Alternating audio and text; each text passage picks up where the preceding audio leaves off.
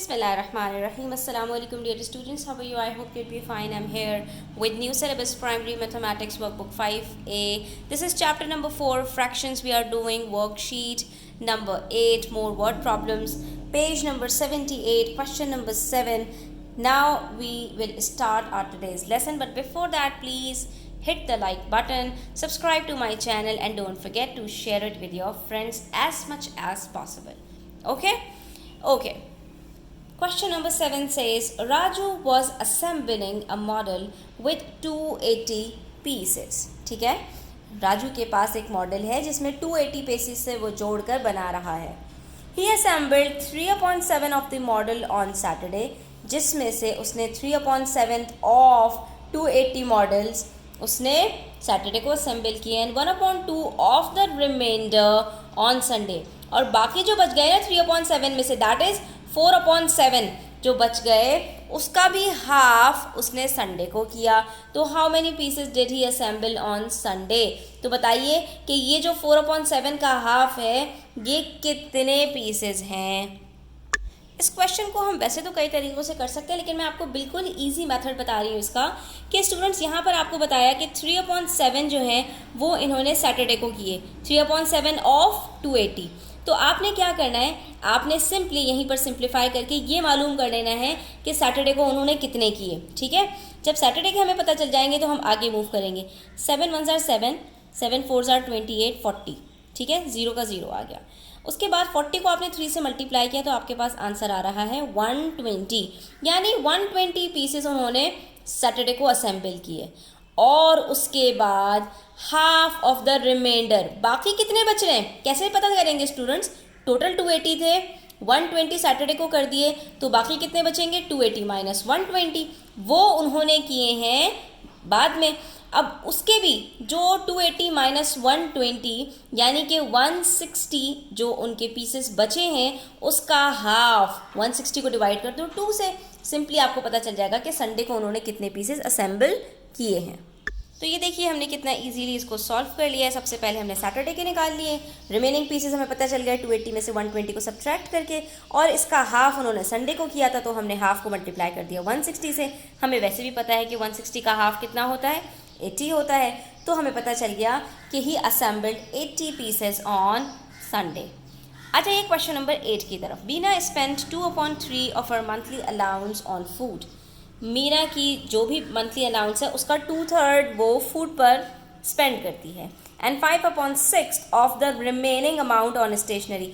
और बाकी जो बचता है यानी 1/3 जो बच जाता है उसका 5/6 जो है वो स्टेशनरी पर स्पेंड करती है.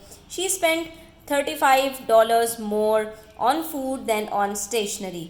इस मरतबा उसने $35 ज़्यादा खर्च कर दिए थे फूड पर स्टेशनरी से. How much was Bina's monthly allowance? तो बीना का मंथली अलाउंस है कितना ये आपको बताना है. चलो बच्चों, इसको एक हम मॉडल से समझते हैं. ठीक है, समझ लो ये उसकी मंथली अलाउंस है. अब हमें ये पता नहीं है कि ये मंथली अलाउंस कितना है. इसके अंदर हम स्टेप बाय स्टेप चीज़ों को देखते हैं. सबसे पहले उन्होंने बताया कि 2/3 जो है मंथली अलाउंस का वो किस पे स्पेंड कर रही है? फूड पर स्पेंड कर रही है. यानी मैं ये कह सकती हूँ कि अगर मैं 3 हिस्से करूँ इस मंथली अलाउंस के तो इसका जो 2 यूनिट्स हैं वो किस पे जा रहा है? फूड के ऊपर जा रहा है. ठीक है, ये पूरा हिस्सा किस पे जा रहा है? फूड पे जा रहा है. अब उसके बाद कह रहे हैं and 5/6 of the remaining amount, यानी कि जो 1/3 बच गया ना, 3 में से एक हिस्सा बच गया, इसके अगर मैं 6 हिस्से करूं उसमें से 5 हिस्सा वो स्पेंड कर रही है स्टेशनरी के ऊपर. सिर्फ इस डब्बे के 6 हिस्सों में से 5 हिस्सा वो स्टेशनरी के ऊपर स्पेंड कर रही है. यानी कि ये 6 पार्ट्स रिमेनिंग है, ये पूरा डब्बा उसकी बाकी सैलरी का हिस्सा है और इसके अंदर से 5 हिस्से वो स्टेशनरी के ऊपर स्पेंड कर रही है, एक हिस्सा नहीं कर रही. ठीक है, इतनी बात आपको समझ में आ गई. अब बच्चों याद रखना, क्योंकि ये तीनों हिस्से बिल्कुल बराबर हैं तो जब इसके 6 हिस्से होंगे तो इन दोनों के भी बराबर से ही 6 हिस्से होंगे. यानी कुल मिला के 6 3s are 18. इस पूरी सैलरी के 18 पीसेस हो जाएंगे.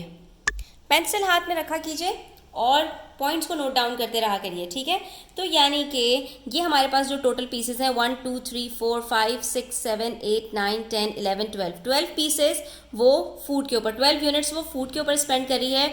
5 यूनिट्स वो स्टेशनरी के ऊपर स्पेंड कर रही है और सिर्फ 1 यूनिट उसका बाकी बच रहा है। उसके अंदर इन्होंने मज़ीद हमें ये बताया स्टूडेंट्स कि she spend $35 more on food than on stationery.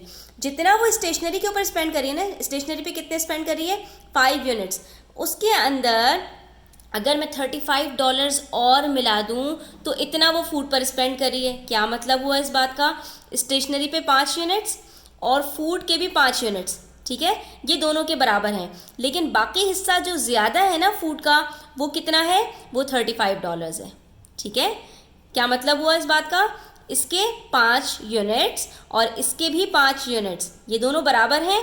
इसमें अगर मैं $35 मिला दूं तो इतना क्या बन जाता है, ये फूड का एक्सपेंडिचर बन जाता है। इसका मतलब स्टूडेंट्स, जब मुझे ये बात पता चल गई ना, बस यहीं पे मेरा सवाल सॉल्व हो जाएगा कि मुझे पता चल जाएगा मेरे कितने यूनिट्स $35 के बराबर हैं। अगर मुझे 1 यूनिट पता चल जाए कि वो कितने डॉलर्स का है तो मैं उसको 18 से मल्टीप्लाई करके टोटल यूनिट्स निकाल लूँगी, टोटल उसकी मंथली अलाउंस निकाल लूँगी। अब मुझे यहाँ पर ये देखो 1 2 3 4 5 6 7, इसका मतलब ये हुआ कि 7 यूनिट्स बराबर हैं $35 के। ठीक है, जब 7 यूनिट्स बराबर हैं $35 के तो 1 यूनिट किसके बराबर होगा, 35/7, यानी कि 7 1 7, 7 5 35, $5 के।